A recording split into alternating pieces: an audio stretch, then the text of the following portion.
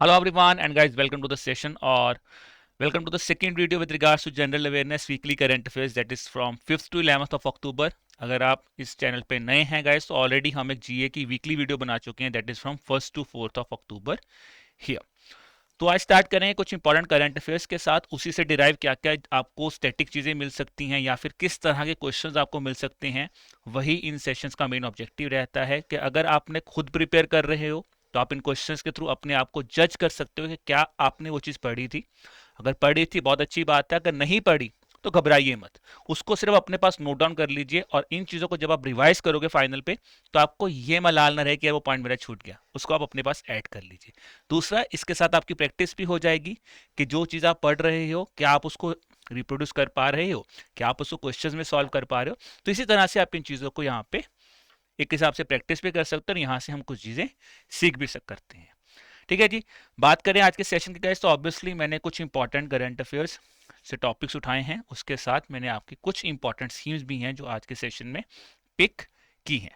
चलिए जी स्टार्ट करते हैं हमारी सबसे पहले न्यूज़ के ऊपर। तो ये काइंड ऑफ, मैं वो ये नहीं बोलूँगा शॉकर था, बट ये काइंड ऑफ ऐसी न्यूज़ है जो मुझे नहीं लगता है कहीं ना कहीं आपको भी लगता होगा। ये चीज़ कहीं ना कहीं हमें ना थोड़ी सी हर्ट की जब हमने ये न्यूज़ सुनी, कि हर्ट की इन द सेंस कि हम थोड़े से दुखी हुए, इन द सेंस कि हमें फील हुई ये चीज़ बहुत ज़्यादा जब हमें पता चला कि मिस्टर रतन टाटा, जो कि टाटा ग्रुप के बहुत ही रिस्पेक्टेबल इंडिया में बिजनेस, इंडिया में रिस्पेक्टेबल फिलेंथ्रोपिस्ट, उनकी डेथ हो चुकी है। तो रतन टाटा सर अपने आप में ही बहुत बड़ी शख्सियत थे, उनके बारे में बहुत चीज़ें हैं जो कि लोगों के लिए वो मोटिवेशनल फिगर थे, लोगों के लिए इंस्पिरेशनल फिगर थे। तो उनको काफ़ी चीज़ों में गवर्नमेंट ने रिकॉग्नाइज भी किया है। तो जो मैं आपसे क्वेश्चन पूछ रहा हूँ, बिकॉज वहाँ पे क्वेश्चन इतने ईजी नहीं आएंगे आपके पेपर में कि रत्न टाटा जो थे वो किस ग्रुप से एसोसिएटेड थे। इतना इजी क्वेश्चन नहीं पूछेंगे कि वो रतन टाटा टाटा ग्रुप से एसोसिएट थे, ऐसा क्वेश्चन नहीं पूछेंगे। बिकॉज रतन टाटा सर को कुछ अवार्ड्स भी दिए थे गवर्नमेंट ने, उनको पद्म विभूषण भी दिया है, पद्म भूषण भी दिया है, सीएनएन ने उनको बिजनेस ऑफ द ईयर का अवार्ड भी दिया हुआ था। तो इन चीज़ों पे भी आपसे क्वेश्चन पूछा जा सकता है। तो उसी लाइन ऑफ थॉट पे we have asked your question here. Ratan Tata sir who has recently passed away, तो उनको पद्म विभूषण मिला था for his exceptional contribution towards the society as well as business. Because हमें पता है टाटा ट्रस्ट बहुत बड़ी चीज थी और बहुत ज्यादा ओपनली कंट्रीब्यूट करते थे टुवर्ड्स द ट्रस्ट हियर। तो किस ईयर में उनको पद्म विभूषण मिला था? The question is that. So उनको पद्म विभूषण मिला था गाइस इन द ईयर 2008। अगर मैं बात करूं उनको, अब आपकी दो क्वेश्चन है, अगर आपने पढ़ा है अच्छी बात है, नहीं पढ़ा तो प्लीज को नोट करना। आपको मुझे बताना उनको पद्मश्री कब मिला था और उनको CNN business of the year award कब मिला था। Pause the video here. अगर आपने खुद पढ़ा है, नहीं पढ़ा तो let's wait and tell me the answer. यहीं पे लिखा, अपने पास आंसर नोट कर लीजिए और चेक कीजिए क्या मेरा आंसर सही था या नहीं था। गाइस आंसर क्या है? उनको पद्म श्री या पद्म भूषण मिला था इन द ईयर 2000 ईयर, और उनको सीएनएन का business of the year award मिला था that is in the year 2006। Talking about mister Ratan Tata, so he was born in the year 1937। उसके बाद वो टाटा ग्रुप और टाटा सन्स के चेयरमैन, उन्होंने जो पूरी चेयरमैनशिप थी वो उन्होंने ली थी 1990 टू 2012। फिर उन्होंने कुछ टाइम के लिए एज एन इंटरिम चेयरमैन भी काम किया है for the Tata group here. ठीक है। अब क्वेश्चन आपसे ये भी पूछा जा सकता है कि रत्न टाटा सर की जो ऑटोबायोग्राफी है या फिर उनके ऊपर बुक्स काफी लिखी गई हैं, तो उनमें से एक बुक है जो काइंड ऑफ अ बायोग्राफी या kind of a journey of Ratan Tata जो है वो शो करती है। उस बुक का नाम क्या? उस बुक का नाम है a complete biography of Ratan Tata. तो ये बुक का नाम प्लीज आप अपने पास नोट डाउन करके रख लीजिए, complete biography of mister Ratan Tata.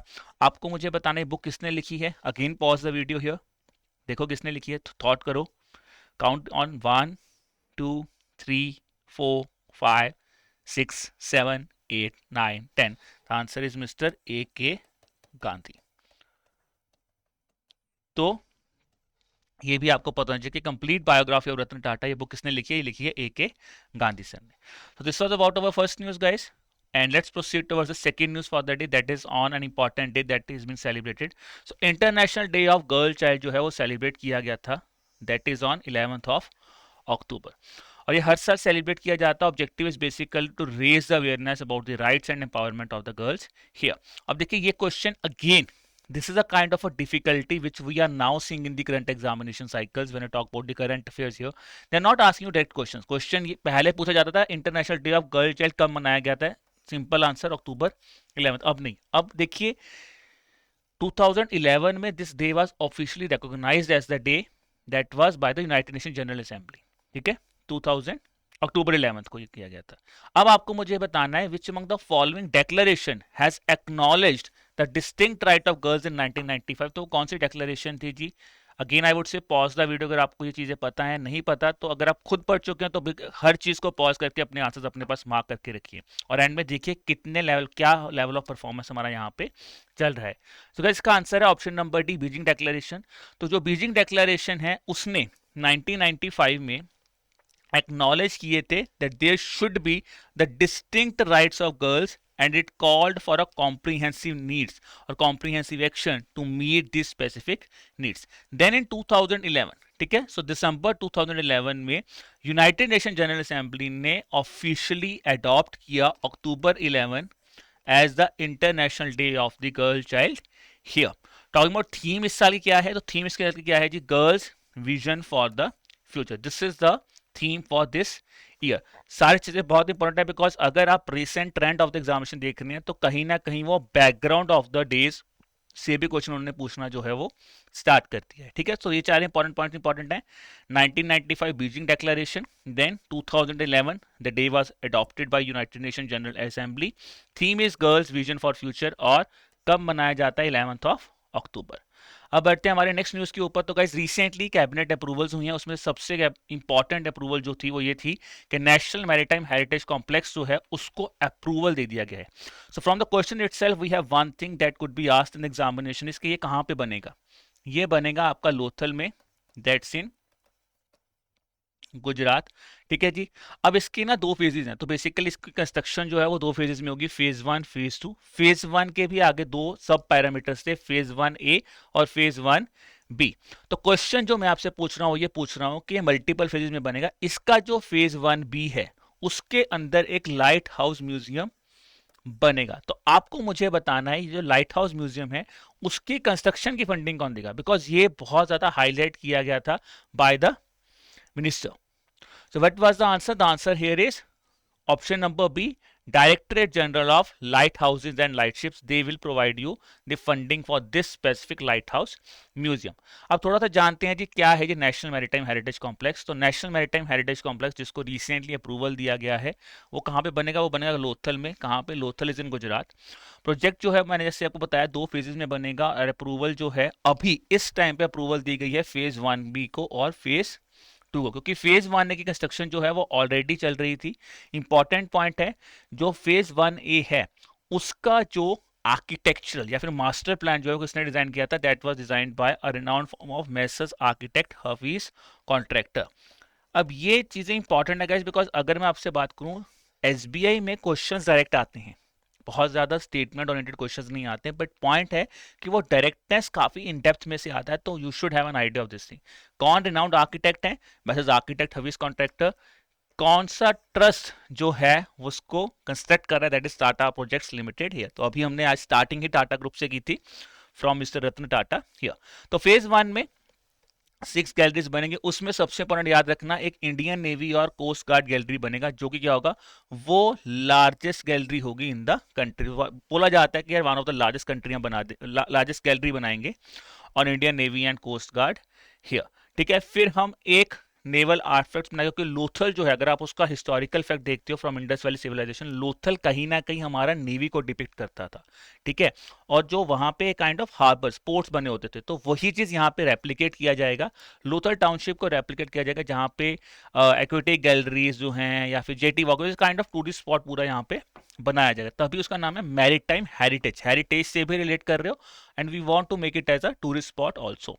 जो फेज 1 है वहां पे मैंने आपको पहले बताया था लाइट हाउस म्यूजियम बनेगा। जो कौन बनाएगा? लाइट हाउस म्यूजियम बनाएगा director general of lighthouses and light flagships here. Then आता है जी फेज 2। फेज 2 में क्या होगा? कोस्टल स्टेट पवेलियंस बनेंगे जो कि जहां की रिस्पेक्टिव कोस्टल स्टेट्स और यूटीज हैं उनको बोला जाए कि आप अपने कोस्टल स्टेट पवेलियंस बनाइए। हॉस्पिटैलिटी जोन्स बनेंगे जहां पे रेस्टोरेंट्स होंगे, काइंड ऑफ आपके अलग अलग होटल्स होंगे और थीम बेस्ड पार्क्स यहाँ पे बनाए जाएंगे।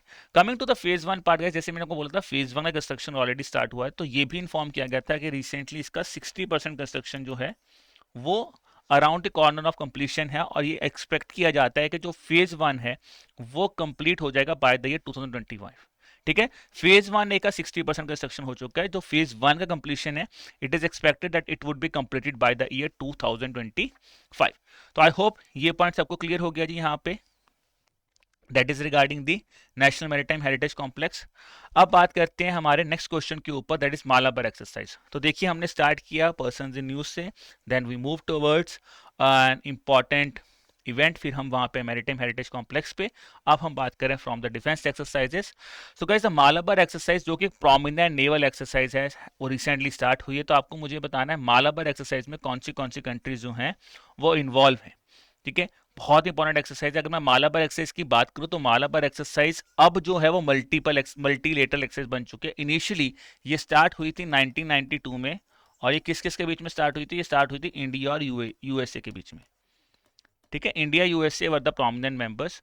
तो आप समझिए इंडिया यूएसए, तो ये देखिए यहाँ ये वाली स्टेटमेंट गलत हो गया, ये वाला गलत हो गया और ये वाला गलत हो गया, बिकॉज यहीं पे इंडिया यूएसए जो है वो आता है। Later on the scheme has the members like Japan and Australia, so answer will become option number A. तो ये हमारे प्रोमिनेंट मेंबर्स हैं जो कि मालाबार एक्सरसाइज में they have been the part here. ठीक है जी, मालाबार एक्सरसाइज जैसे मैंने आपको बताया कि 1992 में ओरिजिनली स्टार्ट हुई थी between India and United states, और लेटर ये एक्सपैंड की गई, पहले जापान एंड किया गया, फिर उसके बाद इसमें ऑस्ट्रेलिया भी ऐड किया गया। और why this is important? Because Malabar exercise की ओपनिंग सेरेमनी हुई है कहाँ पे हुई है? That is in Visakhapatnam in India. Okay, so this is important regarding the Malabar exercise. और मालाबार एक्सरसाइज से रिलेट करते हैं हमारा अगला question, that is about the next important exercise, इप्समार एक्सरसाइज। सो ये भी इसी वीक हुई है इप्समार एक्सरसाइज। ठीक है, अब उसका 6th एडिशन जो है वो चल रहा है, that is from 6 to 18 of October, sorry 8th edition is going on from 6 to 18 of October. अब क्वेश्चन मैंने आपसे पूछा है कौन सी इंडियन नेवल शिप वहां पे डिप्लॉय की गई है in the 8th edition of इप्समार। सबसे पहले तो ये पूछना चाहिए इप्समार क्या है। मेरा पहला क्वेश्चन आप सबसे यही है, इप्सामार क्या है? इप्सामार कौन सी एक्सरसाइज है? पहले स्टॉप करो, सोचो इप्सामार कौन सी है। इप्सामार है जी, जैसे मालाबार है हमारी यूएसए जापान, इप्सामार बेसिकली है India Brazil south Africa maritime exercise. तो आई से इंडिया ब्राजील साउथ अफ्रीका, ये इप्सा का मतलब है इंडिया ब्राजील साउथ अफ्रीका, मार का मतलब मैरीटाइम एक्सरसाइज, जो कि साउथ अफ्रीका में इस साल हो रही है। ठीक है, अब क्वेश्चन आते दोबारा कि कौन सी नेवल शिप इंडिया ने डिप्लॉय की है। तो इंडिया ने जो नेवल शिप डिप्लॉय की गई उसका नाम है INS Talwar. So INS Talwar is the name of the naval ship that India has deployed. ठीक है जी, तो मैंने जैसा को बताया इप्सामार भी मल्टीनेशनल मैरीटाइम एक्सरसाइज है, इंडिया ब्राजील और साउथ अफ्रीका यहाँ पे पार्टिसिपेट कर रहे हैं। इंडिया की तरफ से आईएनएस तलवार कमीशन किया गया था। अगर मैं आईएनएस तलवार की बात करूं तो आईएनएस तलवार जो है वो इंडियन नेवी में कमीशन किया गया था 2003, और ये हमारे वेस्टर्न नेवल कमांड की एक शिप है। ओके, इंडियन नेवल शिप से मेरा क्वेश्चन आपसे, एक क्वेश्चन जो आपको मुझे आज बताना है इन द चैट सेक्शन, आपको मुझे बताना है who is the naval chief of India. तो गाइस मैं आपसे कुछ क्वेश्चंस पूछूंगा, बिकॉज मैं एक्सपेक्ट कर रहा हूं कि अब आप थोड़ा जीए पढ़ना स्टार्ट कर चुकी हैं। तो कुछ क्वेश्चंस आपसे मैं पूछूंगा, आपको मुझे कमेंट सेक्शन में उनके आंसर बताने। पहला क्वेश्चन नोट कर लीजिए, नेवल चीफ ऑफ इंडिया कौन है? ठीक है, आर्मी के चीफ होते हैं, एयर मार्शल्स होते हैं, आपको मुझे बताना है नेवल चीफ ऑफ इंडिया कौन है। ठीक है, चलिए let's look at the next question. Next question है guys, which of the following digital platform है जो कि रिसेंटली इंटीग्रेट हुआ है, जिसने रिसेंटली इंटीग्रेट किया है उमंग पोर्टल को। तो उमंग ऐप को रिसेंटली इंटीग्रेट किया गया है इस पोर्टल के अंडर या फिर इस इनिशिएटिव के under, so that it could provide access to a wider range of government services here. तो भाई कौन से प्लेटफॉर्म के अंदर इंटीग्रेट किया गया, उसका नाम है गाइस डिजी लॉकर। तो डिजी लॉकर के अंदर उमंग ऐप को इंटीग्रेट किया गया है। अब बढ़ते हैं आगे। अगर मैं डिजी लॉकर की बात करूँ तो डिजी लॉकर बेसिकली क्या है, एक फ्लैगशिप इनिशिएटिव है जो कि काइंड ऑफ क्या है, अगर आपने सबने सुना होगा, डिजी लॉकर बेसिकली है डिजिटल लॉकर। डिजिटल लॉकर जहां पे गवर्नमेंट कहती है कि आप डिफरेंट जो आपके सर्टिफिकेट्स हैं उनको स्टोर कर लीजिए। आपने कई जगह पे देखा होगा कि आपकी डिजी लॉकर की आईडी यूज की जाती है, सिर्फ कि आपके डॉक्यूमेंट्स जो हैं वो डिजी लॉकर पे सिक्योर है, वो सिर्फ आपकी डिजी लॉकर आईडी मांगते हैं। तो ये वही है कि एक सिक्योर क्लाउड सिस्टम जो है गवर्नमेंट ने दिया है, ताकि आप अपने चीजों को स्टोर कर सकते हो, you could share as well as the verification of document will become easy. क्योंकि आपने अपनी आईडी दे दी तो आपका सारा काम डिजिटाइजेशन में आसान हो सकता है।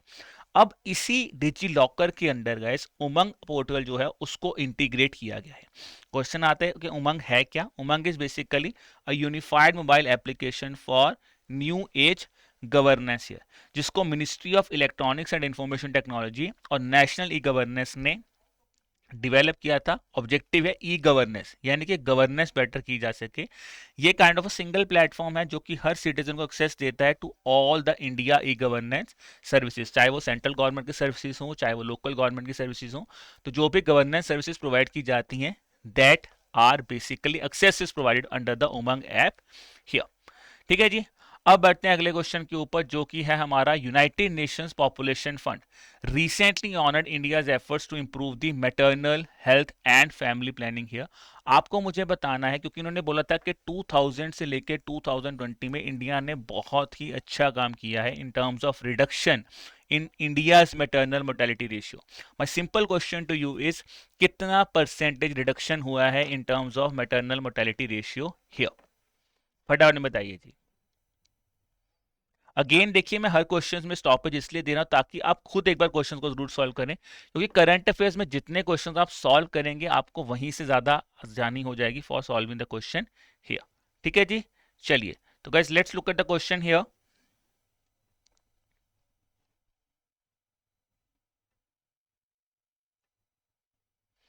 सो गाइस आंसर यहाँ पे क्या है? That is option number C, 70% is the answer here.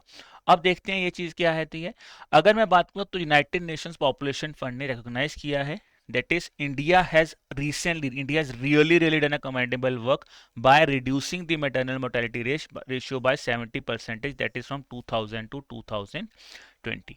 इसमें ये भी बोला गया है कि ये जो अचीवमेंट है इससे हुआ क्या है, इंडिया ने जो अपना सस्टेनेबल डेवलपमेंट गोल टारगेट था for maternal mortality ratio has been achieved. तो एमएमआर जो 70 करना था below 2030, India has achieved that target also.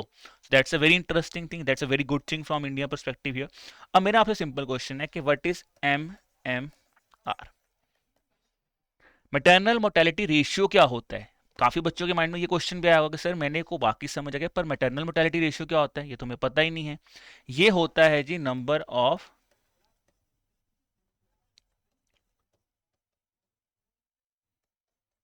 Maternal deaths per 1 lakh live birth in a given time period. ठीक है जी। इसका मतलब होता है कि अगर मैटरनल, अब आप हम बोल रहे हैं कि यार मैटरनल डेथ्स हो जाएंगी पर 1 लाख लाइव बर्थ, कितनी वुमेन्स की डेथ हो जाती है, मैटरनल डेथ्स हो जाती हैं eight the time of giving the birth here. अब क्वेश्चन माइंड में आता है कि सर ये कैसे कैलकुलेट किया जाएगा? क्या सिर्फ बर्थ को कैलकुलेट किया जाता है, इसका कोई और पैरामीटर भी होता है?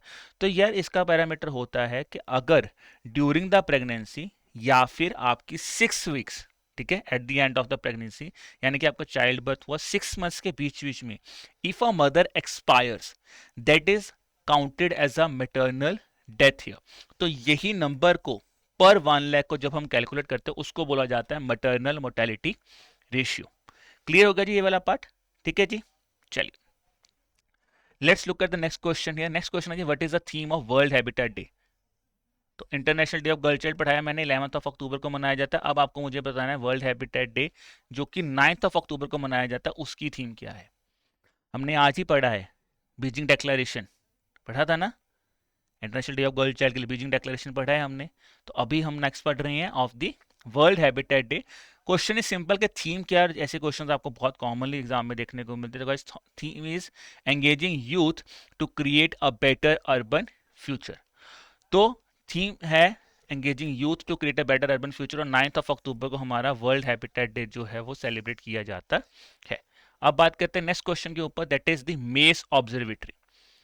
सो इंडिया में वन ऑफ द काइंड, ठीक है, एक kind of first of the initiative launch किया गया जिसका नाम है मेस। मेस क्या है? That is major atmospheric Cherenkov of experiment observatory, जो कि लद्दाख में इंट्रोड्यूस की गई है। तो लद्दाख में कहाँ पे? ये प्लेस का नाम बहुत इंपॉर्टेंट है, that's in Hanle, that's in Ladakh. Important for the examination. आपको मुझे बताना है ये किस चीज के लिए इंपॉर्टेंट है।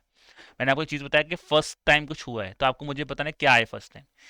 पहला है जी ये एशिया का लार्जेस्ट और वर्ल्ड का हाईएस्ट इमेजिंग चर्नकॉफ टेलीस्कोप होगा, या फिर एक ये रेडियो एस्ट्रोनॉमी ऑब्जर्वेटरी है, या फिर ये एक ऑप्टिकल टेलीस्कोप है, या फिर फर्स्ट ऑब्जर्वेटरी इन इंडिया है जो कि स्पेस वेदर मॉनिटरिंग के लिए काम आ जाएगा, या फिर ये डीप स्पेस ऑब्जर्वेटरी इनिशिएटिव है। Question looks easy but it's not that much easy. बहुत अगर आपने पढ़ा है अच्छी तरह तभी आप क्वेश्चन कर पाओगे, नहीं तो क्वेश्चन बहुत डिफिकल्ट होने वाला है। तो गाइस इसका आंसर क्या है? इसका आंसर है ऑप्शन नंबर ए।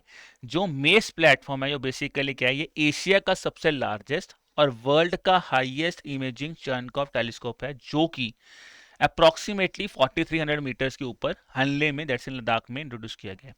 इसकी सबसे बड़ी खासियत क्या है कि ये इंडिजीनियसली बिल्ट है, इंडिया में ही बिल्ट हुआ है। किसने बिल्ट किया है? That is Baba atomic research centre ने इसको बिल्ड किया, जिसको सपोर्ट दिया गया from the ECIL, that is electronics corporation of India limited here. इसकी सबसे बड़ी खासियत ये थी इस प्रोजेक्ट के बारे में गाइस कि इस प्रोजेक्ट को, ठीक है, काइंड ऑफ एक ट्रिब्यूट दिया गया है for the renowned scientist of India, that is mister Homi J Bhabha. तो मिस्टर होमी जे बाबा को एक हिसाब से हमने यहाँ पे एक ट्रिब्यूट दिया गया है, ठीक है, because he is a kind of अ करता धरता for India's legacy in the cosmic रे research. Okay, so that is about this thing also. अब कई बच्चों के माइंड में कैसे चर्नकॉफ टेक्नोलॉजी क्या होती है, क्या है वो रेलिवेंट है? हमारे लिए इतनी रेलिवेंट नहीं है from the exam point of view. चलिए जी, बात करते हैं अगला question, question number 10। The World Health Organisation recently declared that India has eliminated which of the following disease as a public health problem in 2024। तो देखो अभी हमने मेस ऑब्जर्वेटरी के बारे में पढ़ा, ठीक है, उससे पहले हमने वर्ल्ड हैबिटेट डे के बारे में पढ़ा, ठीक है, फिर हमने पढ़ा कि यूनाइटेड नेशंस पॉपुलेशन फंड जो है उसने भी हमें बोला कि यार हमने 2024 तक मैटरनल मोर्टेलिटी रेशियो पे बहुत अच्छा काम किया है। अब जो ये वाली चीज़ है ये बेसिकली क्या है, देखिए बहुत ज़्यादा डिजीज इंडिया में आती हैं, तो क्वेश्चन पूछा गया कि किसको डिक्लेयर एलिमिनेट किया गया, एलिमिनेशन बोला गया, इंडिया इससे एलिमिनेट हो गया है। तो ऑप्शन आपके सामने पॉलिसियो है, ट्रैकोमा है, काला अजहर है, यॉज है, या फिर लेप्रोसी है। अगेन अगर ये क्वेश्चंस आते हैं, क्योंकि ये क्वेश्चंस देखने में बहुत लगते हैं सिंपल से तो क्वेश्चन है, बट ये बहुत मुश्किल आ जाते हैं क्वेश्चंस, पर नहीं पता तो यार बहुत नंबर कटते हैं यहाँ पे। तो आंसर क्या? आंसर है जी option number B, trachoma. Trachoma is the health disease जो कहीं ना कहीं आई से रिलेट करती है, ठीक है। If I talk about trachoma, trachoma में बेसिकली क्या था, जब 1960s की बात करूँ तो इसके कारण हमारी बहुत ज्यादा आई ब्लाइंडनेस होनी स्टार्ट हो चुकी थी, ठीक है। तो इंडिया को डिक्लेयर किया गया था फ्री, यानी कि India declared free from ineffective trachoma in 2017, but elimination जो है वो बोला गया अब हुआ है, दैट इज इन 2024, ठीक है जी। अब इंडिया यहाँ पे थर्ड कंट्री बना है साउथ ईस्ट एशियन रीजन में after Nepal and Myanmar to achieve this milestone here. चलिए जी, अब इंपॉर्टेंट चीज डिस्कस करते हैं यहाँ पे कि इंडिया में ये भी पूछा जा सकता है कि हमारे कुछ टारगेट्स भी हैं, जैसे हमारा टारगेट है टीबी मुक्त इंडिया, टीबी मुक्त भारत। तो ये टारगेट कब से है? ये टारगेट है जी टिल द ईयर 2025, ठीक है। देन आता है लेप्रोसी मुक्त भारत,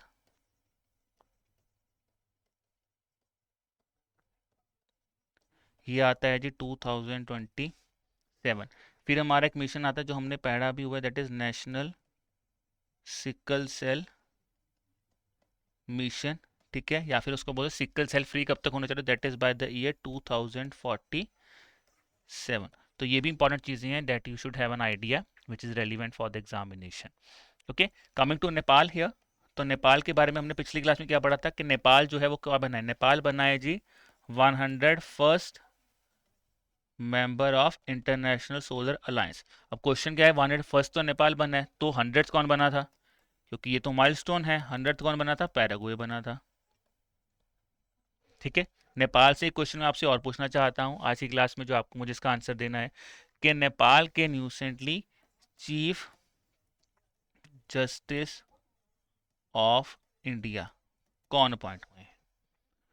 सो who has been appointed as the chief justice of, sorry chief justice of Nepal, not India, या चीफ जस्टिस ऑफ नेपाल कौन हुए हैं, है ना, CJN हो जाएगा, चीफ जस्टिस ऑफ इंडिया नहीं, चीफ जस्टिस ऑफ नेपाल कौन है, ठीक है। तो अगेन पॉज कीजिए, मुझे बताइए उसका आंसर क्या है। इनका आंसर है जी, उनका नाम क्या है, दैट इज मिस्टर प्रकाश मान सिंह राउत, प्रकाश मान सिंह राउत, ठीक है। तो ये भी आपको एडिशनल फैक्ट जो है वो याद रखना, और हमेशा याद रखिए करंट अफेयर्स कहीं ना कहीं जितना आप इंटरलिंक करेंगे वो आपके लिए बहुत ज़्यादा इंपॉर्टेंट है।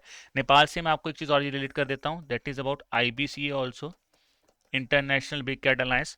तो नेपाल जो था one of the initial founding member इसका भी था, इंटरनेशनल बिग कैट अलायंस का। इंपॉर्टेंट क्योंकि इंटरनेशनल बिग कैट अलायंस भी न्यूज़ में था, जिसको कैबिनेट ने अप्रूवल दिया है। और इस अप्रूवल में बेसिकली क्या बोला गया है कि इंटरनेशनल बिग कैट अलायंस जो कि 7 कैटेगरी ऑफ कैट्स को प्रोटेक्ट करने की बात करता है, इसका हेडक्वार्टर जो है it would be set up in India. ठीक है, अब क्वेश्चन आपको ये भी पूछा जाता है इंटरनेशनल बिग कैट अलायंस में 7 कैट्स कौन सी हैं, that can also be asked in the examination, important है ना। तो यहाँ पे कौन सी है जी, याद रखिए। सबसे पहले हमने अभी रिसेंट इसकी बात करें, चीता की, टाइगर, लायन, प्यूमा, जैगुआर, फिर आता है जिसमें लेपर्ड, और अल्टीमेटली आता है यहाँ पे कौन सा, स्नो लेपर्ड। ठीक है, तो ये भी इंपॉर्टेंट इवेंट है। अब ये इंपॉर्टेंट क्यों, क्योंकि इसको भी कहीं ना कहीं इंडिया ने ही इनिशिएट किया था। इंटरनेशनल बिग कैट अलायंस को भी ना किसने इनिशिएट किया था, इंडिया ने ही यहाँ पे इनिशिएट जो यहाँ इसको किया था। ठीक है, तो काफी बच्चे अब ये भी सोचेंगे सर स्क्रीन में शायद टीबी मुक्त भारत अभियान नहीं दिखा, तो प्लीज आप दोबारा नोट कर सकते हैं। टीबी मुक्त भारत का टारगेट था 2027, लेप्रोसी मुक्त का टारगेट है 2027, टीबी मुक्त 2025, लेप्रोसी मुक्त 2027, और सिकल सेल का टारगेट क्या है 2047। ठीक है जी, तो ये इंपॉर्टेंट चीज हमें यहाँ पे याद रखनी है। चलिए अब बात करते हैं अगले क्वेश्चन के ऊपर। India is set to host the quadrennial world telecommunication standardization assembly of the international telecommunication union, जो कि पहली बार होने वाली है। और एक चीज याद रखना, जो भी चीज फर्स्ट टाइम होती है ना वो बहुत बहुत इंपॉर्टेंट होती है। उससे या तो डायरेक्ट क्वेश्चन पूछेंगे या वो कहीं ना कहीं आपसे इनडायरेक्ट क्वेश्चन पूछेंगे। तो first time in Asia Pacific region जो है वर्ल्ड टेलीकम्युनिकेशन स्टैंडर्डाइजेशन असेंबली होने वाले। आपको मुझे बताना है पहली बात तो वो होनी कहाँ पे है और वो किस टाइम पे होनी है, किस मंथ में होना है, कहाँ पे होनी है। तो यहाँ पे क्वेश्चन काइंड ऑफ इजी भी, अगर आपको सिटी का नाम पता है तो आप वहां से भी कर सकते हैं, अगर मंथ का नाम पता है तो वहां से भी कर सकते हैं। ठीक है, बट जनरली मंथ नहीं याद होता, सिटी ही याद होती है। तो सिटी कौन सी है जी, that's the capital of India, new Delhi. So new Delhi में अक्टूबर 2024 में आपका जो है वो क्वाड्रेनियल समिट जो है वो होने वाला है पहली बार। ठीक है, और इंडिया इसको होस्ट कर रहा है और पहली बार ये एशिया पैसिफिक रीजन में हो रही है। तो ये भी हमारे लिए बहुत बड़ी एक अचीवमेंट है कि पहली बार ही हो रही है और इसमें इंडिया ही इसको होस्ट कर रहा है। ऑब्जेक्टिव क्या होगा इसका, अब ये बात करें टेलीकम्युनिकेशन स्टैंडर्डाइजेशन की, तो क्या होगा ग्लोबल स्टैंडर्ड्स के ऊपर, जो ग्लोबल स्टैंडर्ड्स ऑफ टेलीकम्युनिकेशन हैं उसकी बात की जाएगी, कैसे उसको एडवांस किया जा सकता है, कैसे कोलैबोरेशंस की जाती है ताकि हम इनोवेटिव चीज़ें लेके, जैसे 6G की बात चल रही है, 6 जनरेशन की बात चल रही है, AI आर्टिफिशियल इंटेलिजेंस की बात चल रही है, इंटरनेट ऑफ थिंग्स की बात चल रही है। फिर ये एक काम करती है as a governing conference also for the international telecommunication Union के स्टैंडर्डाइजेशन सेक्टर के बारे में। ठीक है जी, अब अगर मैं ITU की बात करूं, इंटरनेशनल टेलीकम्युनिकेशन यूनियन की, तो ये 1865 में बना था। इसके 194 जो हैं वो मेंबर्स हैं। और यूनाइटेड नेशन स्पेशल एजेंसी है फॉर, बेसिकली ये यूनाइटेड नेशंस की स्पेशल एजेंसी है किसके लिए, for talking about information and communication technologies here. चलिए जी अगली बात करते हैं मिस्टर अविरल जैन की। सो मिस्टर अविरल जैन, उनको रिसेंटली अपॉइंट किया गया था as the new executive director of the Reserve bank of India. आपको मुझे बताना है वो किस डिपार्टमेंट को लुक आफ्टर करेंगे। Again a difficult question, looks like an easy question, ठीक है, बट नहीं है इतना, क्योंकि यहां पर हमें क्या बताता है, अविरल जैन RBI क्या बनेंगे, एग्जीक्यूटिव डायरेक्टर बनेंगे, इतना पता होता है। पूछा गया कि कौन से डिपार्टमेंट के बनेंगे, यहाँ पे आके हमेशा बच्चा फंस जाता है कि यार मुझे याद है। तो मैं आपको एक चीज़ और एडवाइस करूंगा इस यहाँ पे, because based on the experience of the examination जो हमने भी दिए हैं या हमने बच्चों से भी सुना है, आपको हमेशा इस एग्जाम्स में, स्पेसिफिकली मैं GA की बात करूंगा, आपको ये चीज हमेशा रखनी पड़ेगी कि आप एक लेवल तक पढ़ें। कुछ क्वेश्चन हमेशा आपको आउट ऑफ द बॉक्स मिलेंगे या बहुत इन डेप्थ मिलेंगे, तो आपको वहां पे बहुत इमोशनल नहीं होना कि मुझे नहीं आता। आपको नेक्स्ट क्वेश्चन की तरफ फॉरवर्ड करना पड़ेगा, ये एग्जाम की बात है। बट अगर आप इन्हीं चीजों को मॉक टेस्ट पे कर रहे हो या जैसे आज प्रैक्टिस टेस्ट के फॉर्म में कर रहे हो, तो इन चीजों को अपने पास जरूर लिख के रखिए ताकि ये गलती आप एग्जाम में ना कर पाए। ओके तो कौन से डिपार्टमेंट को he will oversee the legal department. तो लीगल एंड प्रीमिसेस डिपार्टमेंट को वो बेसिकली लुक आफ्टर करेंगे। और लीगल और प्रीमिसेस डिपार्टमेंट में वो क्या करेंगे, वो एक्ट करेंगे as the first appellate authority under the Right to Information Act. तो ये चीज का ध्यान रखना।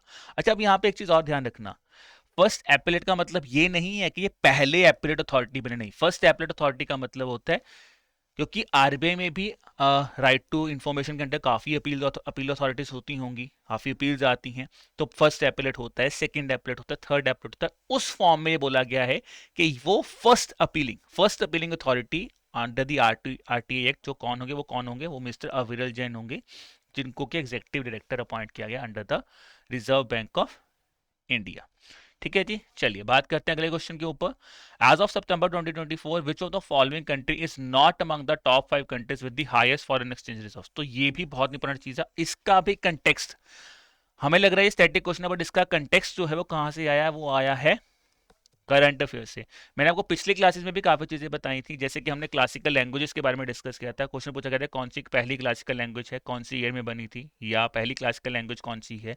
इसी तरह से, क्योंकि वो न्यूज़ के में क्या आया था, क्योंकि हमारी कुछ क्लासिकल लैंग्वेजेस नहीं बनी थी। अगर वो आपने पिछला लेसन देखा है, नहीं देखा गया तो आप देख ले, तो वहाँ पे हमने क्लासिकल लैंग्वेज के बारे में डिस्कशन किया हुआ है। यहाँ पे देखिए इंपॉर्टेंट क्या है, क्वेश्चन हम सोचेंगे कि अच्छा यार ये तो स्टैटिक क्वेश्चन आ गया कि वो फॉरेन एक्सचेंज रिजर्व पूछने लग गए। आया कहाँ से है, अभी उसको भी समझाता हूं। पहले आप मुझे आंसर बताइए, इसका आंसर क्या है। इसका आंसर है जी, जो कि काइंड ऑफ काफी बच्चों को शॉक लगेगा, वो है यूनाइटेड स्टेट्स। अब एक चीज समझो, यूनाइटेड स्टेट्स इतना डेवलप्ड कंट्री है, तो वहां पे फॉरेक्स रिजर्व आता कम है। यूएसए से फॉरेक्स रिजर्व जनरली आता ज्यादा है, यानी कि यूएसए से पैसा आता ज्यादा है, बट यूएसए पे फॉरेक्स रिजर्व कम आता है, कि वो डेवलप्ड कंट्री में आता है, और USA kind of a dominating power माना जाता है। तो यूएसए इसमें नहीं है, इसमें नंबर 5 पे कौन है, नंबर 5 पे आता है रशिया। और न्यूज क्या है, न्यूज ये है जी, इंडिया जो है वो नंबर 4 पे आया है। ठीक है, न्यूज ये है कि इंडिया नंबर 4 पे है, कि जो इंडिया के फॉरेन एक्सचेंज रिजर्व्स हैं वो सरपास कर चुके हैं $700 बिलियन। ये फर्स्ट टाइम हुआ। कितने हैं हमारे फॉरेन रिजर्व, वो हो चुके हैं 705 बिलियन यूएस डॉलर्स। अब इंडिया इसके बाद फोर्थ कंट्री बन चुका है, ठीक है, to achieve this milestone of $700 billion for the first time, making India the fourth country globally after China, Japan and Switzerland to achieve this milestone here. तो question अगर मैं यहाँ पे आपको ये भी पूछूं, इसको थोड़ा सा हम स्ट्रीमलाइन और क्वेश्चन कर सकते हैं कि not among the top 5 countries with highest foreign exchange reserves, plus अगर मैं 700 मिलियन की बात करूं इन terms of highest foreign exchange reserve की मैं बात करूं गाइस, तो देखिए रशिया यहाँ पे 5th नंबर पे है, बट $700 बिलियन क्रॉस करने वाला इंडिया जो है वो 4th कंट्री बना था, ठीक है, to achieve this milestone, that is after China, Japan and Switzerland here. ठीक है, तो ओवरऑल फॉरेन रिजर्व्स तो हमारे पास काफी होंगे, बट यहाँ पे क्वेश्चन यही होगा, not among the top 5 highest foreign exchange reserves above 700 billion, that would be united states here. ठीक है जी। अब इंपॉर्टेंट आता है जी, इंडिया का फॉरेन करेंसी एसेट जो है वो लार्जेस्ट कंपोनेंट है in terms of foreign exchange reserves. ठीक है, फॉरेन करेंसी एसेट्स जिसको फॉलो किया जाएगा, इसके बाद हमारे जो गोल्ड रिजर्व्स हैं, स्पेशल ड्रॉइंग राइट्स हैं, and reserve position in the international monetary fund. So this is important here. और as per the estimate, India forex reserve जो बोला जाता है सफिशिएंट है to cover a year of projected imports from India है। India का forex reserve पहली बार 100 बिलियन कब क्रॉस हुआ था, that is in the year 2003। और इसमें एक एडिशनल फैक्ट मैं आपको ये दिलवा देता हूँ, बता देता हूँ, ये है कि ये बोला गया कि सबसे फास्टेस्ट जो फॉरेक्स रिजर्व की ग्रोथ हुई है वो किस गवर्नर के अंडर हुई है, that can also be asked in the examination. Again pause here and let's see what how many of the answer. सबसे ज्यादा फास्टेस्ट ग्रोथ किस फॉरेक्स, किस आरबीआई गवर्नर के अंडर हुई है, that is the present governor of reserve bank of India mister Shaktikanta Das. तो ये भी याद रखिए कि शक्तिकांता दास सर के अंडर जो है वो हमारा जो फॉरेक्स रिजर्व है वो कहा गया है कि सबसे रैपिडली ग्रो किया है under the Shaktikanta Das. Let's proceed towards the next question. Next question है जी, with the recent victory in Irani cup Mumbai has become the most successful Ranji trophy team in tournaments history. अब सबसे पहले तो ये आता है जी, ईरानी कप किससे रिलेट करता है। अगर आप में से कुछ क्रिकेट फैंस होंगे तो आपको पता होगा, जैसे पिछली बार हमने विराट कोहली के बारे में डिस्कस किया था कि उन्होंने एक अचीव फीट जो है उसको किया था। ठीक है, now this is about Irani cup. Irani cup किसका रिलेट करता है जी, ईरानी कप है क्रिकेट का एक important domestic tournament. Ranji trophy भी क्या है, ये भी एक क्रिकेट का टूर्नामेंट है। अब होता क्या इन दोनों में, ईरानी कप बेसिकली क्या है, जो भी रणजी ट्रॉफी विनर होती है वो प्ले करती है along with the rest of the India team. और यहाँ पे among the Ranji trophy teams Mumbai ने इस बार, पहले तो इस बार टाइटल किसने जीता, मुंबई ने जीता है। किसको हराया, हमेशा ये की चीजों की रणजी ट्रॉफी टीम और रेस्ट ऑफ इंडिया, क्योंकि मुंबई ने जीता है तो उन्होंने किसको हरा दिया, आरओआई रेस्ट ऑफ इंडिया को हराया यहाँ पे। ठीक है जी। अब क्वेश्चन ये है, ये सक्सेसफुल रणजी टीम बनी है इन द हिस्ट्री। तो मतलब ये रणजी ट्रॉफी टीम्स में जीतने वाली सबसे इंपॉर्टेंट या सबसे नंबर 1 टीम बन चुके। तो क्वेश्चन है कितनी बार इसने टाइटल जीता। इन्होंने टाइटल जीता जी 15th टाइम, ठीक है, 15th टाइम इन्होंने ये टाइटल जीता ऑफ ईरानी कप। अब मुंबई के साथ और भी काफी रिकॉर्ड्स है, because in terms of Ranji trophy भी मुंबई का रिकॉर्ड बहुत अच्छा है। मुंबई ने 42 टाइटल्स जीते हैं रणजी ट्रॉफी के, ईरानी कप के 15 टाइटल्स हो गए हैं। विजय हजारे ट्रॉफी क्रिकेट के से रिलेटेड 4 टाइटल्स और 1 ट्रॉफी आती है सैयद मुश्ताक अली। बट अगर मैं इसी क्वेश्चन को आपके साथ ट्विक कर दूं, ट्विक क्वेश्चन करूं कि विच ऑफ द फॉलोइंग, बिकॉज यहाँ पे रणजी टीम नहीं आ रही, तो क्वेश्चन ये पूछा जा सकता है कि सबसे ज्यादा बार ईरानी कप किसने जीता है। तो क्वेश्चन का नाम भी on also this thing also. याद रखना क्वेश्चन क्या है, क्वेश्चन है ईरानी कप सबसे ज्यादा बार किसने जीता है। अब यहाँ पे भी ऑप्शन मुंबई भी होगा, कुछ रणजी टीम्स के नाम होगा, फिर आएगा rest of India. Rest of India ने ईरानी कप सबसे ज्यादा बार जीता है, यानी कि 30 टाइम्स। ये एक चीज आपको याद रखनी है कि maximum number of times Irani cup Ranji rest of India ने जीता है, ठीक है, but in terms of Ranji teams Mumbai ने ज्यादा बार जीता है। अब अगर मैं क्रिकेट की बात करूं तो क्रिकेट में एक इंपॉर्टेंट न्यूज है, अगर आप देख रहे हैं, दैट इज अबाउट जो रूट। तो क्या न्यूज है जी, जो रूट इंग्लिश क्रिकेटर बने हैं to score the most runs by an English cricketer in terms of England. England के सबसे ज्यादा हाईएस्ट टेस्ट क्रिकेट स्कोर करने वाले प्लेयर कौन बने, जो रूट बने हैं। इन्होंने किसका रिकॉर्ड तोड़ा है, इनको रिकॉर्ड तोड़ा है एलिस्टर कुक का, which was the other England player. तो एलिस्टर कुक का रिकॉर्ड तोड़ के अब सबसे ज्यादा टेस्ट में रन बनाने वाले इंग्लैंड प्लेयर कौन है, दैट इज जो रूट हियर। चलिए जी, अब आते हैं अगले क्वेश्चन के ऊपर, ठीक है। क्रिकेट से एक चीज और याद करवा देता हूं, क्रिकेट से अभी हम बात ही करें तो क्रिकेट में आपको याद रखना है क्या चल रहा है अभी presently, women's T20 world cup कहां पे हो रहा है, श्रीलंका में हो रहा है। अर्लियर कहां पे होना था, ये बांग्लादेश में होना था, ठीक है। तो बांग्लादेश में होना था जो originally women's T20 world cup, but कहां पे हो रहा है, ये हो रहा है अब श्रीलंका में, बिकॉज बांग्लादेश में जो राइट्स हुए थे, राइट्स कह लीजिए या फिर आप ये कह लीजिए कि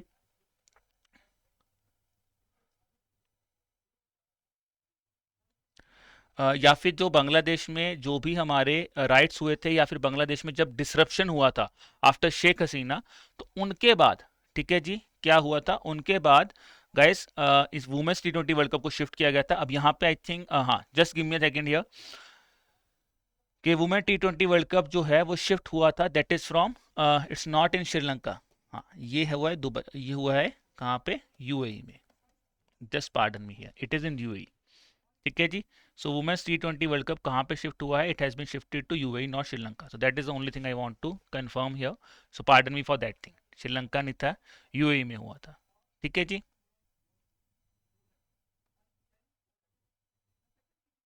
चलो, ओरिजिनली प्लान कहाँ पर था, ओरिजिनली प्लान था बांग्लादेश में। उससे बाद आ जाता है कि अगला जो T20 world cup, men's T20 world cup, अगला कहाँ पे होने वाला है, men's T20 world cup, that is in the year 2026, कहाँ पे होने वाला है, इंडिया में होने वाला है। फिर आपसे क्रिकेट से ये भी पूछा जा सकता है, क्रिकेट में सबसे इंपॉर्टेंट अलग अलग क्रिकेट इवेंट कौन सा है जो कि न्यूज में है, वो है चैंपियंस ट्रॉफी, जो कि स्केड्यूल्ड कहाँ पे है 2025 में, कहाँ पे स्केड्यूल्ड है, पाकिस्तान में स्केड्यूल्ड है अभी तक। चांसेस हैं कि शायद वहां से शिफ्ट हो जाएगी, बट अभी तक कहाँ पे स्केड्यूल्ड है, पाकिस्तान में है।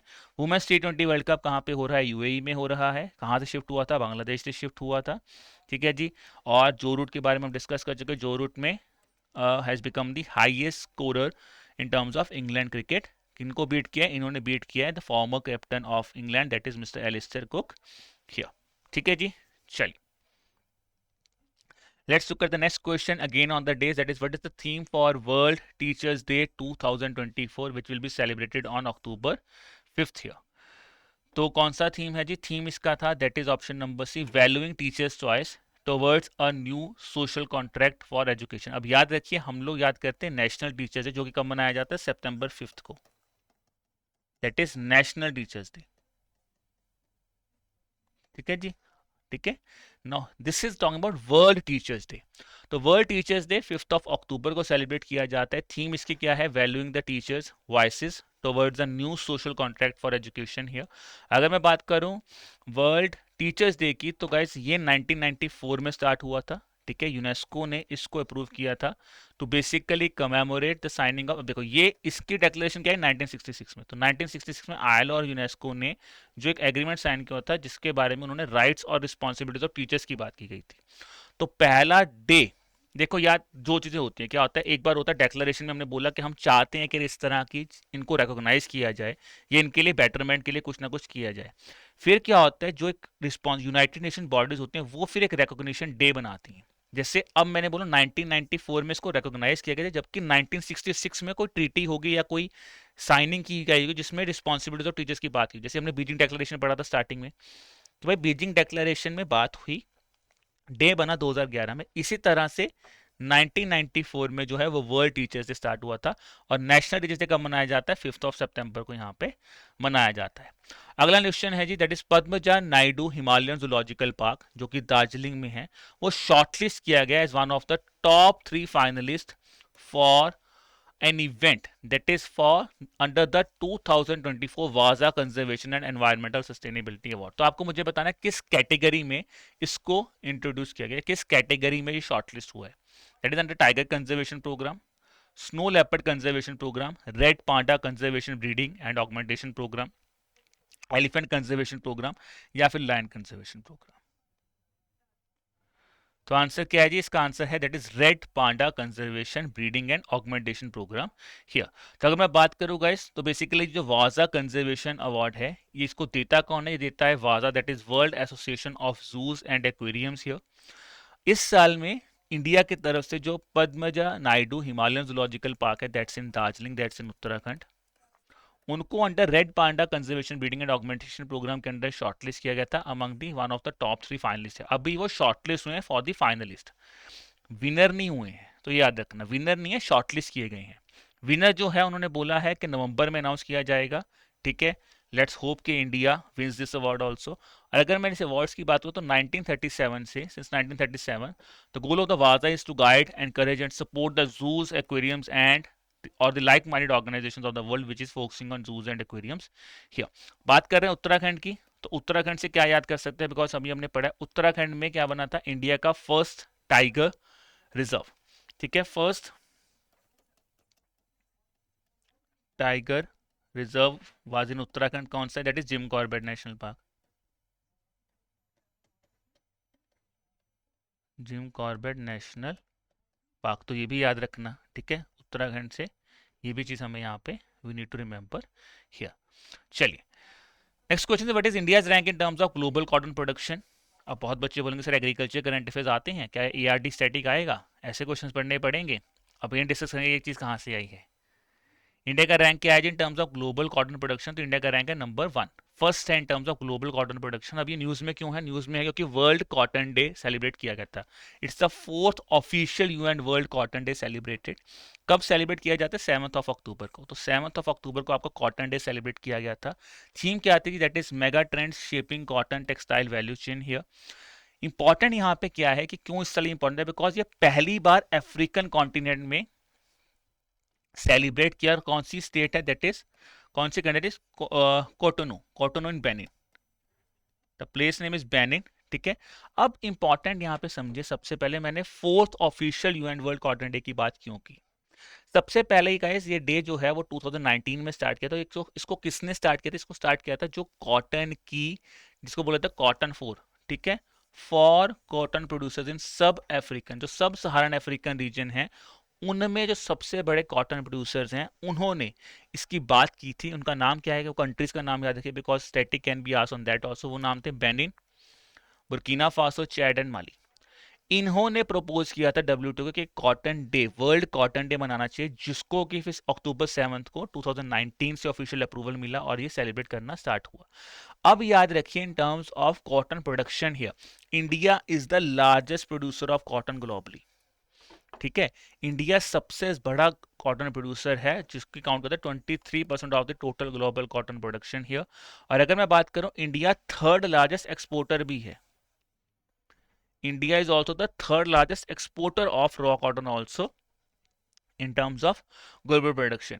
अगर ग्लोबल प्रोडक्शन की बात करूं, हमने कॉटन में बात किया, तो क्वेश्चन इसके अलावा अगर मैं बात करूं, इंडिया मिल्क प्रोडक्शन में भी नंबर 1 पे है। In terms of milk production also, India is the number 1 country in terms of milk production also. Okay ji, so this is about cotton day. Let's move towards the next question. Who has been appointed as the head of the 9-member Constitutional Reforms Commission recently established by Bangladesh interim government here? अब देखिए, हमने जैसे मैंने आपसे discuss किया था कि अभी मैंने बताया था कि ICC women's T20 world cup has been shifted to UAE, ठीक है। सो ओरिजिनली वो बांग्लादेश में था। अब वो बांग्लादेश में हुआ क्या, बांग्लादेश में अनरेस्ट हुआ जिसमें जो उनकी करंट प्राइम मिनिस्टर थी शेख हसीना जी, उन्होंने kind of civil rebel against her got started, so she has fled from that country. उसके बाद बांग्लादेश की इंटरिम गवर्नमेंट बनी, ठीक है ना, जिसमें मोहम्मद यूनुस जो है वो उनके इंटरिम प्रेसिडेंट जो है उसकी तरह एक्ट कर रहे हैं। तो अभी क्या है कि उनके लिए, क्योंकि वहां पे मेन इशू है कॉन्स्टिट्यूशन रिफॉर्म्स करने के बारे में, तो कॉन्स्टिट्यूशन रिफॉर्म कमीशन बनाया गया है। क्वेश्चन आपको मुझे बताना है कि उस कॉन्स्टिट्यूशन रिफॉर्म कमीशन को चेयर कौन कर रहा है, who is chairing that specific constitution commission? तो the answer for that is option number D, Ali Riaz. तो अब है क्या, मिस्टर अली रियाज जो कि बांग्लादेशी अमेरिकन प्रोफेसर हैं, उनको अपॉइंट किया गया है, ठीक है, as the head of a constitutional reform commission here. अब ये कमीशन जो है इसका काम करता है, जैसे मैंने आपको बताया, it has been formed after prime minister Sheikh Hasina when he she got resign, और इसका ऑब्जेक्टिव है कि जो भी कॉन्स्टिट्यूशनल रिफॉर्म्स हैं that should be done, and within 90 days it says it would be creating more representative and a democratic framework within the country of Bangladesh here. Okay, so that is something you need to remember है। अच्छा, आपसे ये भी पूछा जा सकता है, क्योंकि बांग्लादेश की बात हुई तो बांग्लादेश की कैपिटल बहुत इजी है। अब वो क्वेश्चन जनरली नहीं आते हैं, एसबीआई पीयू लेवल पे तो ये नहीं क्वेश्चन आता है कि यार इस कंट्री कैपिटल क्या है, but it's all about uncertainty in current affairs, पूछने को वो पूछ भी सकते हैं। तो बांग्लादेशी कैपिटल क्या है, बेसिक आपको पता होना चाहिए। बांग्लादेशी कैपिटल क्या है जी, ढाका है, ठीक है। मैं अगर आपसे पूछूं तो जैसे इंडिया में फादर ऑफ द नेशन बोला जाता है टू महात्मा गांधी, तो बांग्लादेश जब आजाद हुआ था तो बांग्लादेश में भी फादर ऑफ द नेशन के लिए, या फिर बांग्लादेश के सबसे फादर ऑफ द नेशन ही कह सकते हैं अपन उनको, या फिर बांग्लादेश के सबसे रनाउंड जिनको फादर फिगर बोला जाता है बांग्लादेश में, उनका नाम क्या था, शेख मुजीबुर रहमान। और शेख मुजीबुर रहमान की ही डॉटर थी शेख हसीना। तो कहा जाता है कि काफ़ी ज़्यादा डिसरप्शंस हुई थी, उसके बाद civil war started in that country, फिर उन्होंने वहाँ से फ्लड आउट किया, और उनके बाद जो मोहम्मद यूनुस थे वो इंटरिम गवर्नमेंट को अभी रन कर रहे हैं, और उन्होंने अब रिसेंटली क्या किया है, अली रियाज सर के अंडर एक कॉन्स्टिट्यूशन रिफॉर्म कमीशन बनाया, जिसका काम है कि हमें जो बांग्लादेश का कॉन्स्टिट्यूशन है उसको कैसे कॉन्स्टिट्यूशनल कैसे एक रिप्रेजेंटेटिव और डेमोक्रेटिक फ्रेमवर्क हम वहाँ पे बना सके। ठीक है जी, चलिए let's talk about next question here. Who has been appointed as the new chief of anti corruption unit for the board of control for cricket in India in the year 2024? तो एंटी करप्शन यूनिट के chief कौन बने हैं, उनका नाम है that is option number C, mister Sharad Kumar. Sharad Kumar जो कि फॉर्मर आईपीएस ऑफिसर हैं, उनको रिसेंटली एंटी करप्शन यूनिट का चेयर बनाया गया है। बीसीसीआई की बात करें तो कई बीसीसीआई के जो करंट सेक्रेटरी हैं that is mister Jay Shah, इनको रिसेंटली क्या अपॉइंट गए, he has now been appointed as the chairman of ICC, chairman of ICC. ICC क्या, that is international cricket control,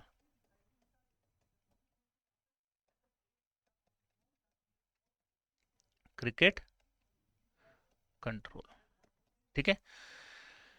और इंटरनेशनल क्रिकेट कंट्रोल की बात करी तो आईसीसी की बात करते हैं, ठीक है जी। फिर आईसीसी से मैंने आपको क्रिकेट वाले बाकी चीज़ें मैं आपको अभी डिस्कस हम ऑलरेडी कर चुके हैं। Then they can ask you who is the president of BCCI, president कौन है, सेक्रेटरी है मिस्टर जयशाह, प्रेसिडेंट कौन है, प्रेसिडेंट एट प्रेजेंट कौन है, दैट इज मिस्टर, ठीक है, रॉजर बिनी। तो जो रॉजर बिनी सर हैं वो अभी यहाँ पे president, because do not get confuse, पहले सौरभ गांगुली भी थे, अब रॉजर बिनी जी जो हैं वो है हमारे प्रेसिडेंट, ठीक है जी। और रिसेंट कोच अपॉइंट हुए हैं, तो कोच कौन अपॉइंट हुए हैं इंडिया के, वो अपॉइंट हुए हैं गौतम गंभीर। तो क्योंकि ये नेम बहुत कंफ्यूजिंग है, बच्चे बहुत कंफ्यूज हो जाते हैं कि सर गौतम गंभीर कौन है, रॉजर बिनी क्या है, जो कि नॉन क्रिकेटिंग लवर्स हैं। क्रिकेट लवर्स को तो जो बहुत ही आसान चीज़ें लगती हैं कि सर इतना आसान चीज़ आप पूछ रहे हो, बता रहे हो, ये तो सबको ही पता है।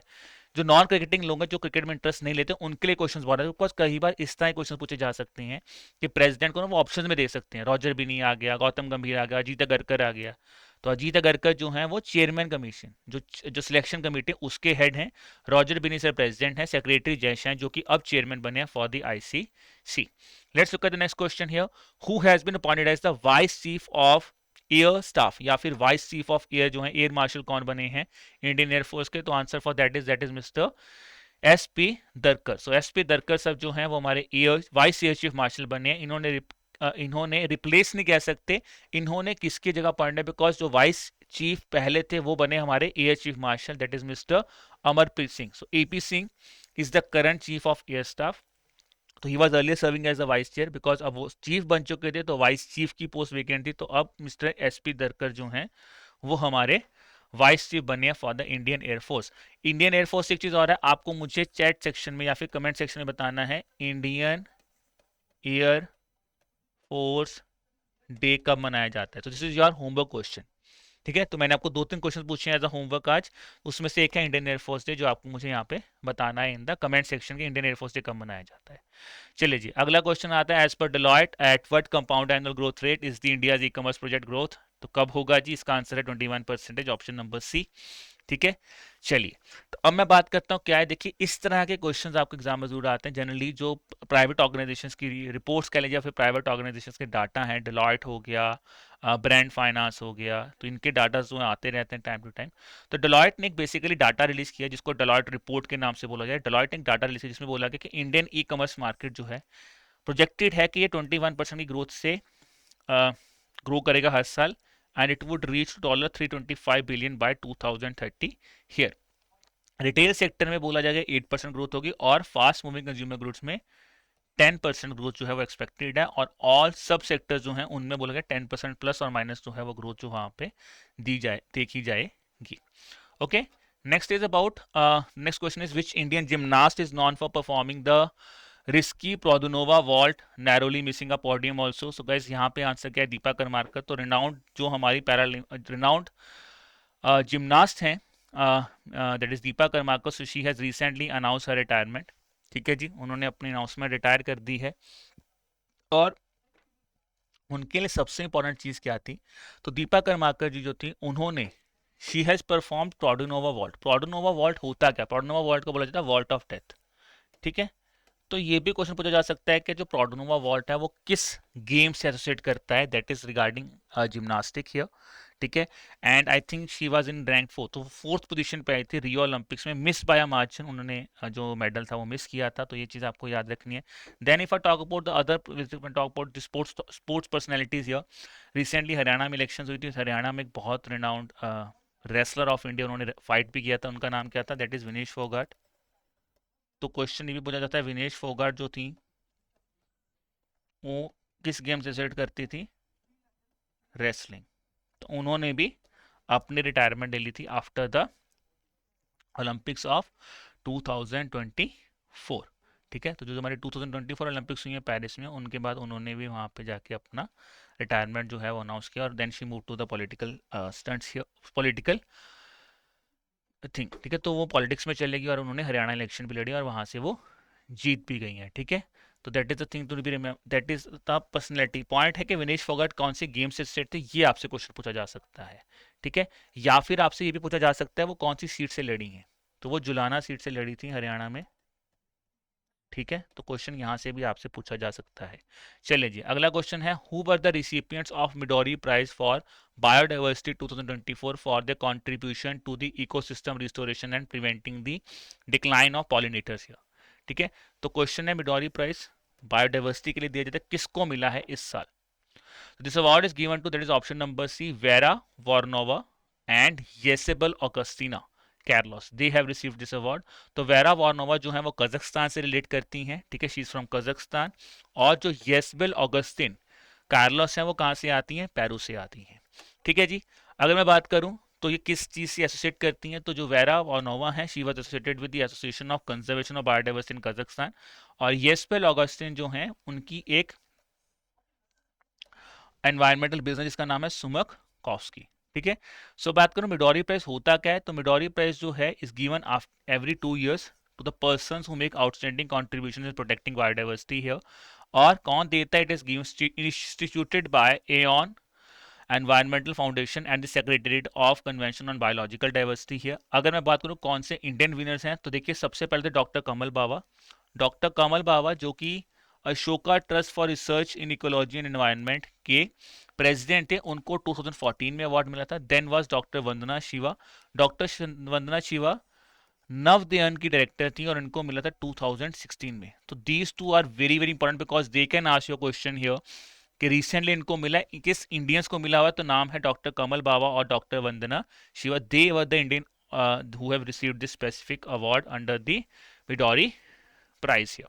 कजाकिस्तान की बात करूं तो कजाकिस्तान से एक चीज याद रखना, इस साल के जो एससीओ समिट थी, ठीक है, शंघाई कोऑपरेशन ऑर्गेनाइजेशन समिट जो है वो कजाकिस्तान में हुई थी। क्यों इंपॉर्टेंट है यहाँ पे, क्योंकि इन समिट के अंडर ही एससीओ के 10th मेंबर बने हैं।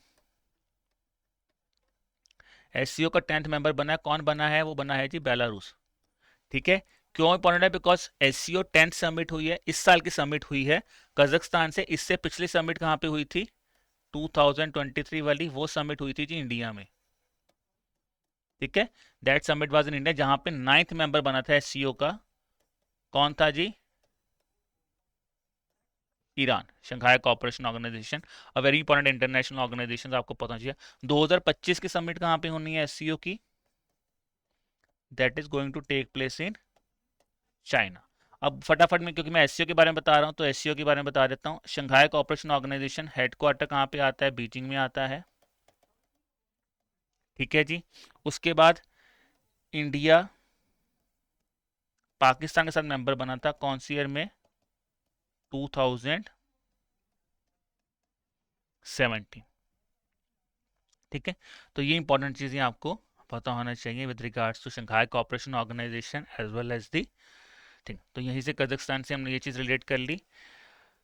चलिए अब बात करते हैं हमारी आज की स्कीम्स के ऊपर। So we have discussed all the important things with regards to general awareness perspective. Let's talk about schemes वाला पार्ट हियर नाउ। तो स्कीम्स की बात करें गाइस, तो पहला क्वेश्चन है, यूनियन कैबिनेट ने अप्रूव किया है the continuation of the supply of free fortified rice under which of the following scheme from July 2024 to December 2028। अब गवर्नमेंट ने इस स्कीम को ही नाश कर दिया। कौन सी स्कीम है जी, दैट इज अंडर प्रधानमंत्री गरीब कल्याण अन्न योजना। तो मैं गरीब कल्याण अन्न योजना की बात करूंगा। इस देखा, अब यहाँ पे ना दो चीजें हैं सेम स्कीम के साथ।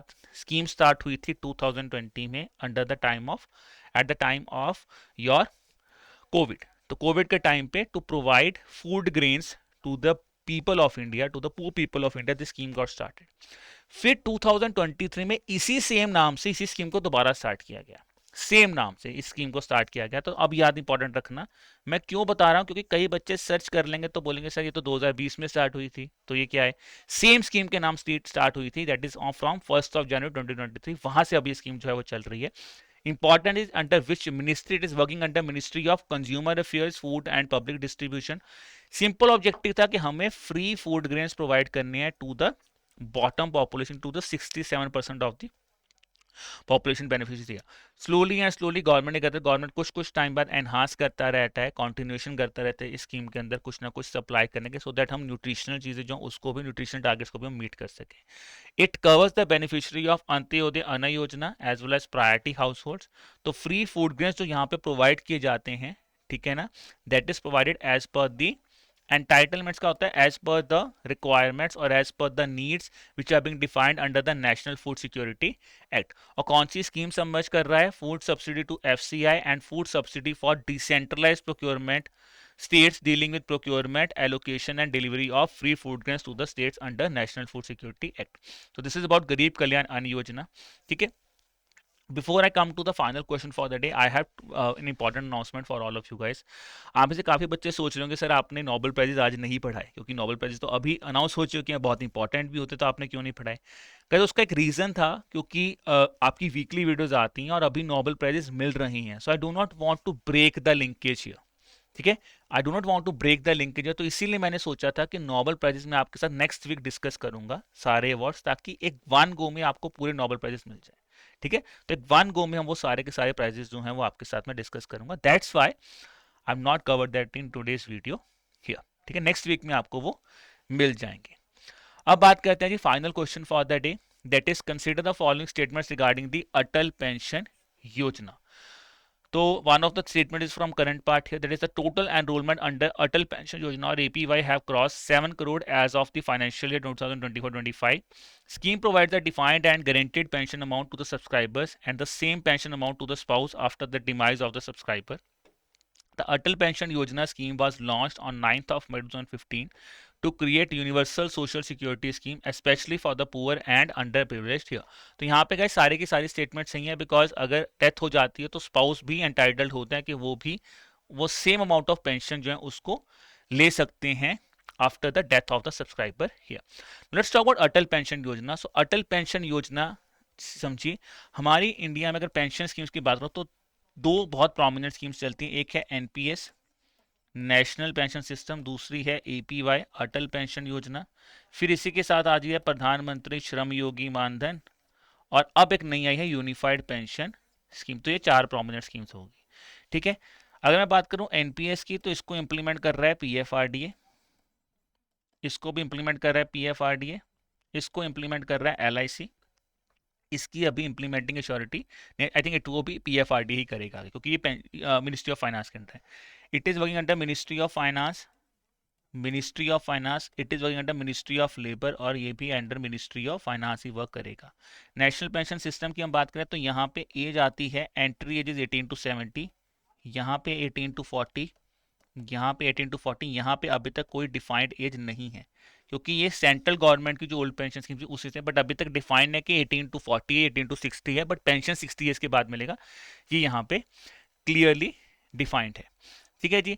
अब यहाँ पे आप एक पॉइंट आता है एनपीएस में कि आप यहाँ पे 75 ईयर्स तक इन्वेस्ट कर सकते हो. ठीक है, 75 ईयर्स तक इन्वेस्ट कर सकते हो. यहाँ पे ऐसा कुछ नहीं, यहाँ पे आपको 60 के बाद पेंशन मिलेगी. यहाँ पे भी 60, यहाँ पे भी 60, पेंशन यहाँ पे भी 60 के बाद मिलती है, बट आप 75 ईयर्स तक यहाँ पे इन्वेस्ट कर सकते हो. ओके, ये था basic difference about NPS and APY. ठीक है, अब एनपीएस में क्या है, अनऑर्गेनाइज और ऑर्गेनाइज वर्कर्स दोनों इंक्लूड होते हैं. तो एनपीएस में अनऑर्गेनाइज प्लस ऑर्गेनाइज दोनों इंक्लूड होते हैं, जबकि एपीवाई में अनऑर्गेनाइज पीपल ही इंक्लूड किए जाते हैं. श्रम योगी मानधन में भी अनऑर्गेनाइज पीपल ही इंक्लूड किए जाते हैं, और यूपीएस भी अनऑर्गेनाइज और ऑर्गेनाइज दोनों के लिए. जो यूपीएस स्कीम है वो बेसिकली गवर्नमेंट एम्प्लॉयज के लिए भी स्टार्ट की गई है. बोला गया कि बाद में इसमें जो प्राइवेट एम्प्लॉयज है वो भी आ जाएंगे. ठीक है, so it is about the government employees. अभी इनिशियली गवर्नमेंट एम्प्लॉयज को जो हमारे एम्प्लॉयमेंट सेक्टर उनके लिए बोला गया है. तो यहाँ पे भी हम अनऑर्गेनाइज और ऑर्गेनाइज बोल सकते हैं, बट क्लियर कट डिमार्केशन अभी यूनिफाइड पेंशन स्कीम में नहीं है. ठीक है, why I am not coating any statement guys on terms of unified pension scheme, because यहाँ पे ये बोला है कि एनपीएस वाले मेंबर्स पार्ट हैं. हो सकता है क्योंकि क्लियर कट लिखा नहीं है यहाँ पे, तो क्लियर कट डिफाइनेशन अभी हो चुकी है, बिकॉज अभी UPSC guidelines unified pension scheme की गाइडलाइंस और डिटेल में अभी थोड़े टाइम तक गवर्नमेंट रिलीज करेगा. ठीक है जी. अगला मेजर डिफरेंस आ जाता है एनपीएस, एपीवाई और श्रम योगी मानधन के अंडर. ठीक है, कि can a member of Atal pension Yojana be a part of national pension system. Yes. Can a member of national pension system, अगर किसी बंदे के पास नेशनल पेंशन सिस्टम के अंदर वो एनरोल्ड है, क्या वो अटल पेंशन योजना का मेंबर बन सकता है? बन सकता है. एक ही कंडीशन है कि उनको वो सारी एलिजिबिलिटी क्राइटेरिया ऐड करने पड़ेंगे जो कि अटल पेंशन योजना के होने चाहिए. ठीक है, अब इन दोनों में डिफरेंस क्या आता है? सबसे पहले कॉन्ट्रीब्यूशन. ठीक है जी, तो यहाँ पे कंट्रीब्यूशन चलता है 1000 to 5000 की रेंज में. यहाँ पे कंट्रीब्यूशन चलता है 55 to 220 की रेंज में. ठीक है, श्रम योगी मानधन के अंडर. फिर इंपॉर्टेंट चीज क्या आ जाती है, यहाँ पे यहाँ पे कंट्रीब्यूशन अमाउंट डिफरेंट है as per the age. Different amount है. यहाँ पे पेंशन अमाउंट है 1000, पेंशन है यहाँ पे 1000 to 5000 इन अटल पेंशन योजना. ठीक है जी. यहाँ पे श्रम योगी मानधन में मिनिमम पेंशन जो है वो कितनी होती है? वो होती है 3000 रुपीज. मिनिमम एश्योर्ड पेंशन है 3000 रुपए के ऊपर. अटल पेंशन योजना में कंट्रीब्यूशन नहीं है, जबकि श्रम योगी मानधन में 50% पैसा आप खुद कंट्रीब्यूट करोगे, 50% आपको स्टेट कंट्रीब्यूट करके देगा. ठीक है जी. एक मेजर डिफरेंस दोनों में क्या आता है, अटल पेंशन योजना के बाद आपके जो स्पाउस हैं उनको सेम अमाउंट ऑफ पेंशन मिल सकता है, और दूसरी बात यह है कि अगर आपके बेनिफिशियरी और स्पाउस की डेथ हो जाए तो नॉमिनी को लमसम अमाउंट मिलता है. श्रम योगी मानधन में एक चीज आपको समझ के रखनी है गाइस, कि श्रम योगी मानधन में जो है आपकी जो नॉमिनी है उसको कुछ नहीं मिलता.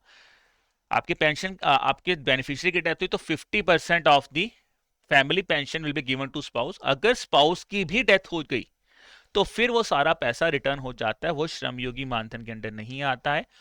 और डिफरेंस क्या है, यहां पे मैंने बोला अनऑर्गेनाइज है, बट श्रमयोगी मानधन में एक लिमिट भी है कि unorganise worker 18 to 40 years of age में हो, उनकी सैलरी 15,000 से कम हो, अप टू 15,000 हो मंथली सैलरी। एपीवाई में ऐसा कुछ नहीं, एपीवाई में सिर्फ अनऑर्गेनाइज वर्कर बोला गया है। तो ये बेसिक डिफरेंस है ऑन दी स्कीम्स ऑल्सो, ठीक है ना। तो आई थिंक आप सबको समझ लग गया होगा कि एनपीएस, एपीवाई, श्रमयोगी मानधन में क्या डिफरेंस है। अब एपीवाई को थोड़ा सा और डिटेल में मैं आपके साथ समझा देता हूं आपको इस सेशन में। अटल पेंशन योजना 2015 में स्टार्ट हुई थी, जिसने स्वावलंबन स्कीम को स्टार्ट रिप्लेस किया था मिनिस्ट्री ऑफ फाइनेंस के। इंप्लीमेंट इसी में बता चुका हूँ पीएफआरडीए के, और ये एनपीएस की ही अंदर एक स्कीम जो है वो रन की जाती है। 18 टू 40 ईयर्स के लिए थी, to provide social security benefits to the unorganise people, ठीक है। और सेविंग अकाउंट होना चाहिए, जिनके इनकम टैक्स पेयर नहीं होना चाहिए। तो याद रखना कि मैंने आपको अभी बताया था कि एनपीएस वाला बंदा एपीवाई का मेंबर बन सकता है, बट कंडीशन देखिए क्या समझिए, कि वो उनकी एज 18 टू 40 होनी चाहिए, बैंक अकाउंट होना चाहिए, और वो इनकम टैक्स पेयर नहीं होने चाहिए, और वो अनऑर्गेनाइज सेक्टर में होने चाहिए, तो ही वो इस स्कीम का बेनिफिट जो है यहाँ पे ले सकते हैं। ये एक सेंट्रल सेक्टर स्कीम है। आगे इंपॉर्टेंट क्या है, आधार नंबर। देखिए क्या होता है, जब आप इस स्कीम को एनरोल करते हैं तो आधार नंबर मैंडेटरी नहीं है, पर जब आपको इनके बेनिफिट्स लेना तो तब ये बोला जाता है कि आपको आधार डिटेल्स जो है तब आपको प्रोवाइड करनी चाहिए, नहीं तो आपको बेनिफिट्स नहीं मिलेंगे जो आधार के थ्रू मिलते हैं, ठीक है। मल्टीपल अकाउंट्स परमिटेड नहीं है, यानी कि you should not have multiple Atal pension योजना अकाउंट, सिंगल एबीवाई अकाउंट ही होगा आपको। गवर्नमेंट ने इनिशियल, अब गवर्नमेंट जो पेंशन है वो कितनी देती है, जो मेरे को बोलता पेंशन अमाउंट है 1000 टू 5000, ठीक है ना। और 60 ईयर्स के बाद आपको ये मिलनी स्टार्ट हो जाती है। After the death spouse is subscribers entitled to receive the same pension amount. तो वही मैंने बताया था कि अगर डेथ हो जाए तो स्पाउस को सेम पेंशन अमाउंट मिलेगा, जबकि श्रमयोगी मानधन में मैंने आपको क्या बताया है, 50% ऑफ दी फैमिली पेंशन मिलता है, ठीक है। After demise nominees entitled to receive the pension wealth accumulate, यानी कि लमसम पे नॉमिनी को मिल जाएगा। तो ये बेसिक हमने डिस्कस किया था, ये भी एक डिफरेंस था श्रमयोगी मानधन के साथ। अब इंपॉर्टेंट पॉइंट, मैंने वहां पे बताया था 55 टू आई थिंक 220 कॉन्ट्रीब्यूशन था, यहाँ पे क्या है 42 रुपीज। अगर आप 18 ईयर्स में जाना तो मिनिमम 42 रुपीज है, और अगर आपको 5000 के पेंशन तो 210 रुपीज आपको देनी है। यहाँ पे अगर आप 40 ईयर्स में जाएंगे तो मिनिमम 291 रुपीज देने पड़ेंगे, ठीक है, फॉर 1000 रुपीज पेंशन, और 1454 देना पड़ेगा for earning the pension amount of 5000 rupees here.